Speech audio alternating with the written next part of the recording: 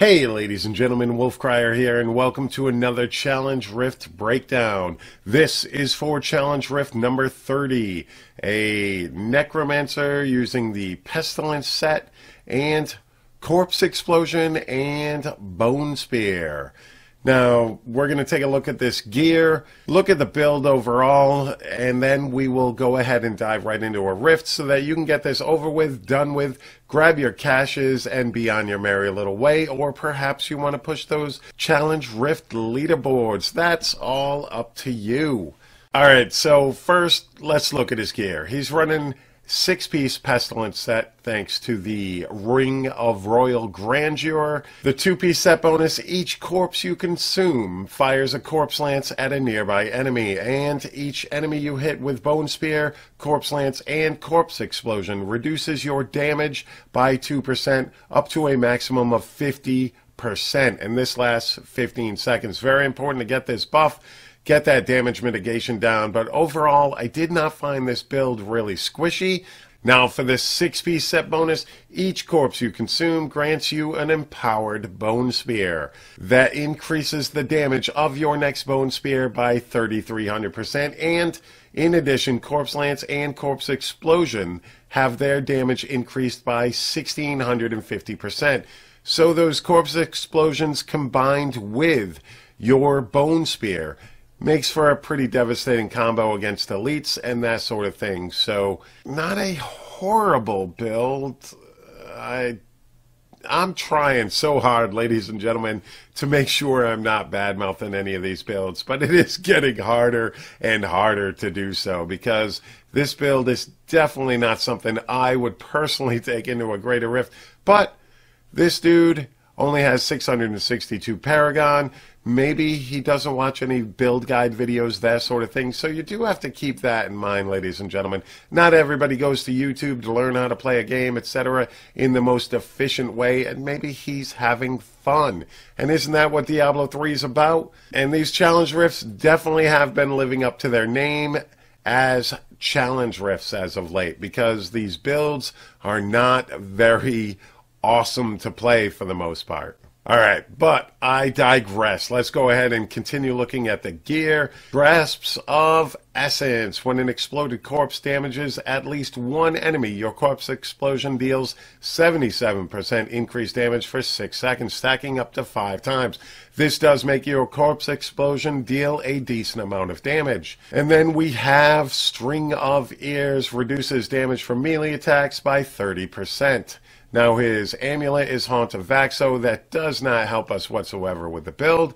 And his Strong Arm Bracers, pretty much for the most part, also do not help us that much. Overall, it's just there for the crit chance, physical skills damage, and the int and vite. Now Focus and Restraint means that you are going to have to keep your Siphon Blood and your Bone Spear active at all times in order to gain that damage boost. And then we have Scythe of the Cycle, and your secondary skills deal 373% additional damage while Bone Armor is active, but reduce the remaining duration of Bone Armor.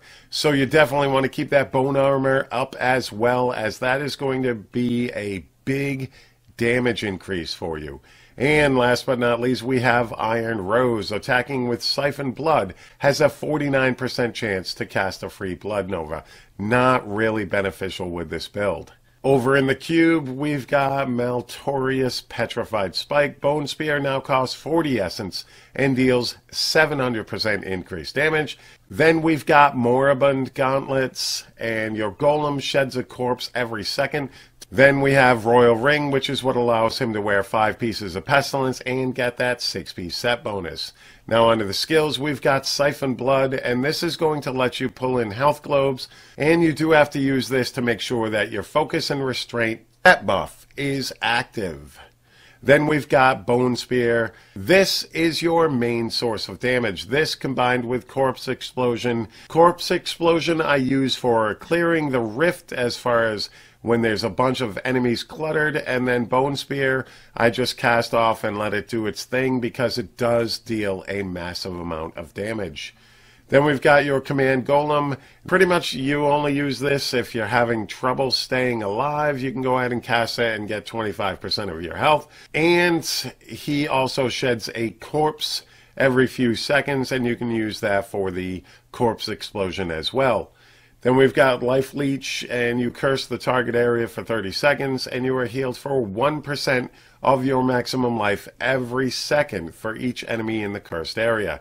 And then we've got Bone Armor Dislocation. This does add a stun, and this is a very good damage mitigator, but overall, that's pretty much all it's there for. Damage mitigation, keeping your Scythe of the Cycle up, and quick stun in order to get away from mobs, that sort of thing. This build was definitely challenging to get the hang of. It took me about 2 or 3 times before I really understood the best way to go about this, but let's go ahead and take a look at the Rift. Alright, so as we enter the Rift, you want to fire off some of those bone spears just to get some of those corpses for you to explode. Don't be afraid to use Corpse Explosion as a damage dealer, even though your Bone Spear is definitely your main source of damage, but those explosions combined with those free Corpse Lances definitely deal some damage to the trash, so use that. Especially when you've got a big puddle of corpses, definitely feel free to cast your Corpse Explosion there. Plus, it's going to give you all those empowered Bone Spears, which do massive amounts of damage. I mean, look at that that Bone Spear go right through the enemies.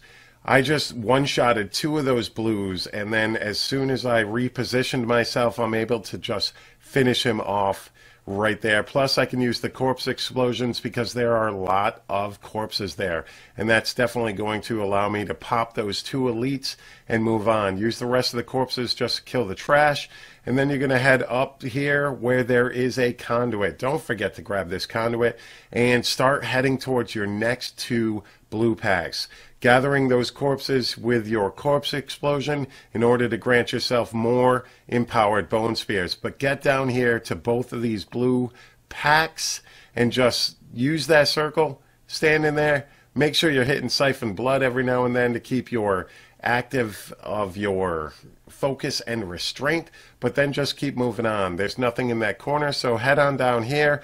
You can utilize this conduit for quite a bit, and then you can pretty much 2-shot this elite with your Bone Spear, which is pretty beast. That definitely deals a ton of damage when it's empowered, and you end up with a massive amount of empowered charges, so just keep using your Corpse Explosion, your Bone Spear, especially on big groups of enemies like that. And then you're going to go ahead and go down to the next floor. Now, definitely while you're playing this build, you want to make sure that you are putting your skills where they are more beneficial to you. Don't be afraid to move those skills around, because if you've got your bone armor in a spot that it normally is, you might be clicking the wrong button all the time. Feel free to move those skills around. You can do that in these challenge rifts. Move your skills around so that they are comfortable for you. But as you continue going, just use that Bone Spear to wreck things, your Corpse Explosions to take up big chunks of trash, which definitely helps with the progression of the rift. Fire off a Bone Spear behind you when you've got a big train going of white mobs, and that way you can just clear this rift pretty quick. 4.5 minutes is about what you can do it in. Don't forget to keep empowering those Bone Spears. Look at all that damage that it just did to those blues. Gone. Just gone. So that's one thing about this build. At least it deals a ton of damage if you're playing it correctly, because that Bone Spear just chunks away at mobs. One bad thing about this rift is he's got no movement speed, which no dash, no nothing. There's nothing there as far as movement goes. And that's what sucks, is you can't move really quick, but you can still get it done fairly decent amount of time. Definitely use your Corpse Explosion to go ahead and pop all that, and your Bone Spear to take down elites, because you just want to get this done and get it over with for the most part. But it's not that bad once you get the hang of the build. Now, there is a speed pylon to the south here. Definitely don't forget that. I've forgotten in a couple of these rifts. So go ahead and grab that. Head up this direction here. There's another pile of 2 blue packs. So use those puddles when you can. I missed one right there that I probably could have one-shot most of those elites right there, but I didn't really need it. Especially once you grab your balls, you're good to go. There's the boss, and he's pretty easy as well. Use the corpses when you need to, but it's your bone spear that's going to kill him. So definitely don't be afraid to use that bone spear. I could have killed him much faster if I had focused on making sure focus and restraint was up and just casting the bone spear. But overall did it 4 minutes 39 seconds, so pretty quick rift. All right, ladies and gentlemen, so there you have my challenge rift breakdown for challenge rift number 30. Hopefully you guys get some useful information out of this. I do enjoy making these because I've come to like doing the challenge rifts overall because they have been getting more and more challenging due to the builds and that sort of thing. So definitely cool to try to figure out the best way to go and try to improve my time and so forth. So let me know in the comment section below what you think of this video, what you think about the challenge rifts overall. Are you liking them? Are you disliking them? And if so, why? Because personally, I think the challenge rifts are definitely where they should be. They shouldn't be top tier builds because we can all play those. We can all look up guides, set those up, and push ourselves really far. I actually like the challenge of taking a build that is not optimal whatsoever and trying to improve the time over the original player's time. And that adds a new aspect to the game, and it definitely keeps me a little bit more interested in Diablo as of late because it's mid-season. We're all falling off that little wagon, and hopefully the challenge rifts can bring that to you as well, but maybe not, because sometimes, I don't know, these are definitely getting interesting, that's for sure. And if you guys are not subscribed to the channel, feel free to do so below. Hit that little sub button, hit that bell that notifies you when new videos go up. I greatly appreciate it. I also greatly appreciate you taking the time out of your day to watch my video. Thank you all so very much. You guys have a good day. Peace.